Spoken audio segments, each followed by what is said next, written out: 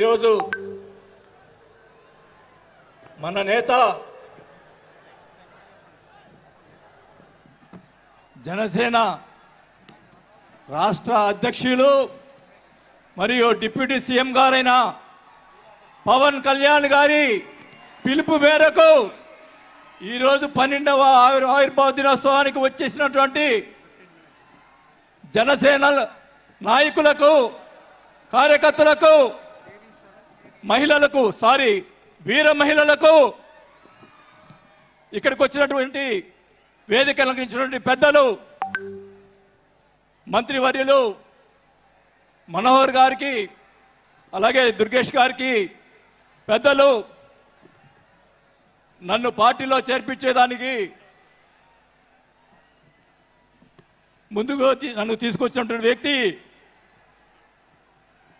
నాగబాబు గారికి, అలాగే వేదిక అలంకరించినటువంటి ఎంపీలకు, ఎమ్మెల్యేలకు, జనసేన నాయకులకు అందరికి కూడా ముందుగా నమస్కారాలు తెలియజేసుకుంటా ఉన్నాం. మీరందరూ కూడా 12 ఆవిర్భావ దినోత్సవాలు జనసేనకు సంబంధించి అటెండ్ అయి ఉంటారు.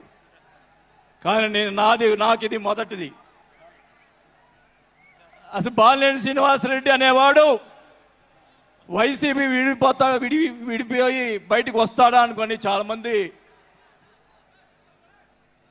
మాట్లాడినటువంటి పరిస్థితులు ఉన్నాయి. నాకు క్షమించండి కొద్దిగా, ఎందుకంటే మొదటిసారి కాబట్టి ఒక 5 నిమిషాలు తీసుకుంటాను. దయచేసి మనోహర్ గారు క్షమించాలని కోరుకుంటా ఉన్నా. మొదటిగా నాకు రాజకీయ భిక్ష పెట్టింది రాజశేఖర రెడ్డి గారు. రాజశేఖర రెడ్డి గారు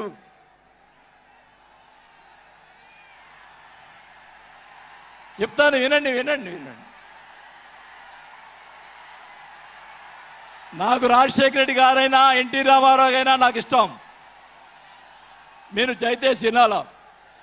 నేను నిజాలు చెప్తాను, పిఠాపురం సాక్షిగా అన్ని నిజాలే చెప్తాను. వినాలా, నాకు జరిగిన విషయాలు కూడా చెప్తాను.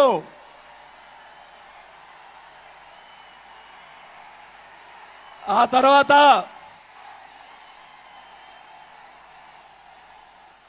ఆయన జగన్మోహన్ రెడ్డి గారు పార్టీ పెడితే రాజకీయ భిక్ష పెట్టాడు కాబట్టి నేను మంత్రి పదవి వదులుకొని ఆయన వెంట నడిచాను. నేను 4 సంవత్సరాలు, మనోహర్ గారికి తెలుసు, 4 సంవత్సరాలు మంత్రి ఉంది నాకు. అయినా కానీ నాకు రాజకీయ భిక్ష పెట్టాడు కాబట్టి, మానవత్వం అనేది ఉంది కాబట్టి నేను ఆ రోజు ఆయనకి తలిచాను. కానీ ఏం జరిగింది, నాకు మంత్రి వదిలిపెడితే మంత్రి ఇచ్చి మంత్రి తీసేశాడు. అవన్నీ నేను కూడా బాధపడిన, నేను మంత్రి అనేది ఐ డోంట్ కేర్. ఆ రోజు 4 సంవత్సరాలకే వదిలిపెట్టాను. నేను ఒకటే చెప్తా ఉన్నా, మన వంశీ గారిని ఆయన చెప్పాడు కదా, మన ఈయన సినిమా యాక్టర్, ఆయన పేరేంటి, పోసాని మురళి గారు, వాళ్ళని అరెస్ట్ చేస్తే ఈయన పోయి, జగన్మోహన్ రెడ్డి గారు పోయి వాళ్ళని పరామర్శిస్తాడు. నేను ఒకటే చెప్తా ఉన్నా, రఘురామకృష్ణరాజు గారిని నిన్ను ఏదో మాట్లాడితే ఆయన లోపల పెట్టించి, కుదగొట్టించి, కాలు చేతులు ఎర్రగొట్టించి లోపల పెట్టించావే. 17 సంవత్సరాలు ముఖ్యమంత్రిగా చేసినటువంటి చంద్రబాబు నాయుడు గారి కుటుంబాన్ని, భార్య గురించి మాట్లాడితే వాళ్ళకి బాధ కలగదా అని అడుగుతా ఉన్నా. ఆ రోజే నేను ఖండించాను, నేను అసెంబ్లీలో ఆ రోజే. అలాగే మన నాయకుడు పవన్ కళ్యాణ్ గారు, ఆయన గురించి మాట్లాడావు, పోసాని మురళీకృష్ణ గారు.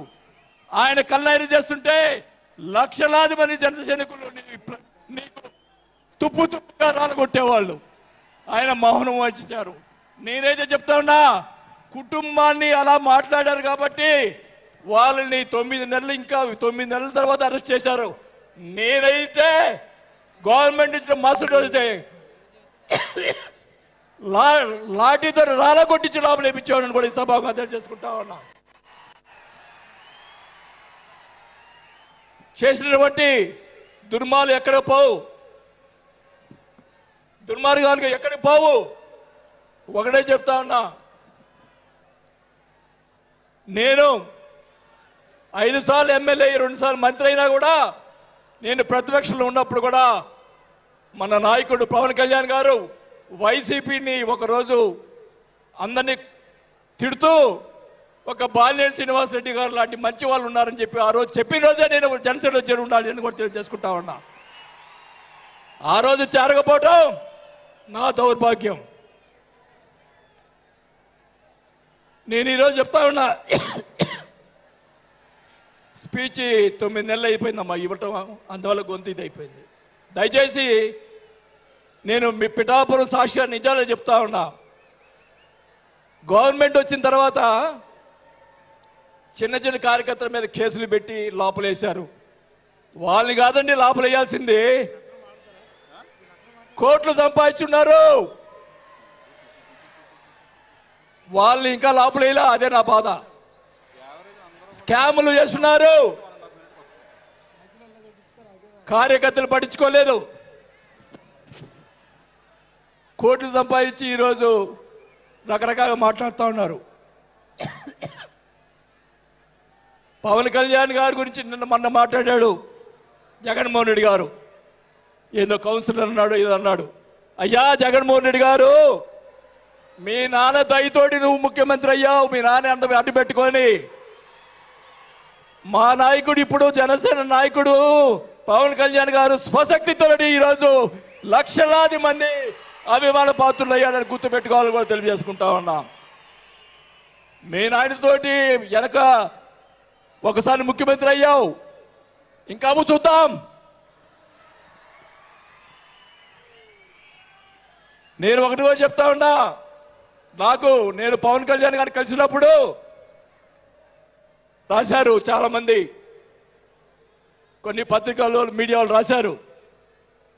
ఏం రాశారు? బాలినేని గారు చాణక్యుడు, కూటమిని విడగొడతాడని చెప్పి కొన్ని పత్రికలు రాసినాయి. నేను అనుకున్నాను, నా వల్ల పవన్ కళ్యాణ్ గారికి ఏ ఇది రాకూడదు. నా ధ్యేయం, నా కోరికల్లా ఆయన పైకి ఎదగాలనే తప్ప వేరే ఉద్దేశం లేదు. నేను ఆయన కలిసినప్పుడు ఒకటే అడిగా.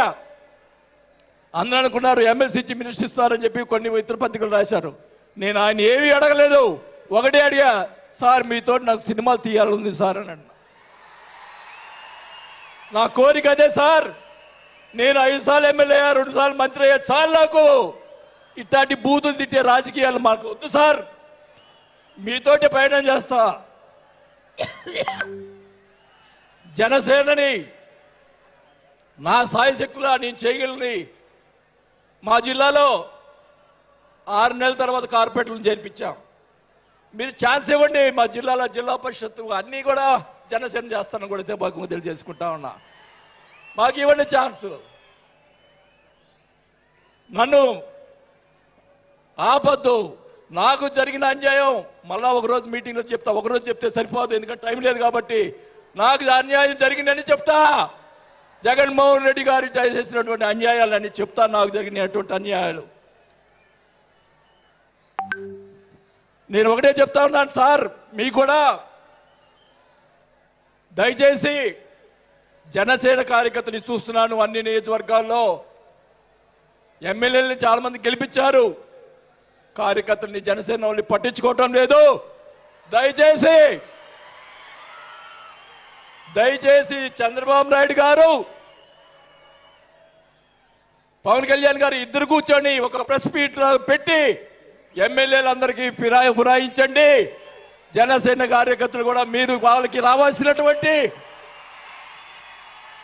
రేషియో ప్రకారంగా వాళ్ళు కష్టపడి పనిచేశారు. ఇప్పుడు తెలియదు ఆ బాధ. రేపు ఎలక్షన్ తెలుస్తుంది.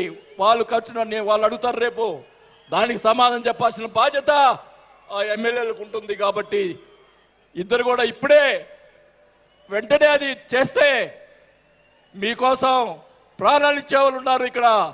అలాంటి వాళ్ళని మనం కాపాడుకోవాలి. కాబట్టి మీరు అంటే నేను ఇలా మాట్లాడుతున్నానని అనుకోకుండా మన నాయకుడు బాగుండాలని కోరుకోవాలి. అలాగే అలాగే మీరు కూడా జన సైనికులు కూడా మీరు కూడా మీ పక్కన వాళ్ళని మంచిగా చూడండి. మన పార్టీ పైకి తీసుకొచ్చేదానికి మన నాయకుడు ఇంకా ఎదిగేదాని కోసం ఇంకా కూడగొట్టుకోవాల్సిన బాధ్యత కూడా మీ మీద ఉందని కూడా ఈ సభాముఖంగా తెలియజేసుకుంటా ఉన్నాం. మన నాయకుడు మనల్ని కాపాడుతాడు. మన నాయకుడిని ఎదిగించేదాని కోసం మీరందరూ కూడా కష్టపడాలని చెప్పి కూడా కోరుకుంటూ నా ప్రాణం ఉన్నంత వరకు నేను పవన్ కళ్యాణ్ తోటి గారితోటే ఉంటాను. నాకు పదవి వచ్చినా రాకపోయినా పర్వాలేదు, నేను పవన్ కళ్యాణ్ తోటే ఉంటాను. నేను రాజకీయంలో నాకు జరిగిన అన్యాయాలు ఒకటి కాదు రెండు కాదు, మా నాన్న ఇచ్చిన నీ ఈరోజు ఛాలెంజ్ చేస్తున్నా పిఠాపురంలో అమ్మవారి సాక్షిగా మా నాన్న ఇచ్చిన ఆస్తిలోనే నేను సగం భాగం పైన నేను అమ్ముకున్నాను ఈ రోజు అని కూడా ఈ సభాముఖంగా తెలియజేసుకుంటా ఉన్నాం. అయినా కానీ నేను లెక్క చేయను. నాకున్నటువంటి ఇది కూడా నాకున్నటువంటి మా వియ్యంకుడికి నాకున్నటువంటి ఆస్తులు కూడా జగన్మోహన్ రెడ్డి గారు కాజేశాడని కూడా ఈ సభాముఖంగా తెలియజేసుకుంటా ఉన్నా. కాబట్టి అది త్వరగా మీరు చెప్తాను అవన్నీ కూడా అది కూడా తెలియజేసుకుంటూ ఈరోజు మీరు నన్ను దయచేసి ఇప్పుడు ఈ మాట్లాడిన దానికి ఇంకా రేపు ఒకటే కౌంటర్లు వస్తాయి నాకు తెలుసు. ఛాలెంజ్ చేస్తున్నా, నేను ఇది కూడా ఛాలెంజ్ చేస్తున్నా. చంద్రబాబు నాయుడు గారు కూడా అడుగుతా ఉన్నా, మొత్తం మొన్న జరిగినట్టు ఉన్నటువంటి ఎమ్మెల్యేలు అందరి మీద ఎంక్వైరీ, నా మీద కూడా సహా ఎంక్వైరీ చేయండి.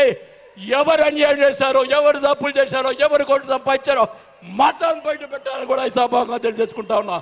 ఈ ఉక్రోషం, ఈ బాధ నాకు తెలుసు, మా కుటుంబానికి తెలుసు. మా కుటుంబం ఎంత ఇబ్బంది పడిందో నాకు తెలుసు.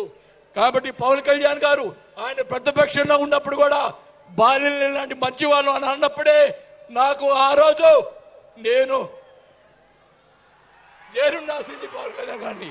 కానీ ఈరోజు అది నాకు ఆ రోజు రాత బాగాలేదు కాబట్టి ఈరోజు ఇలా ఉన్నాను.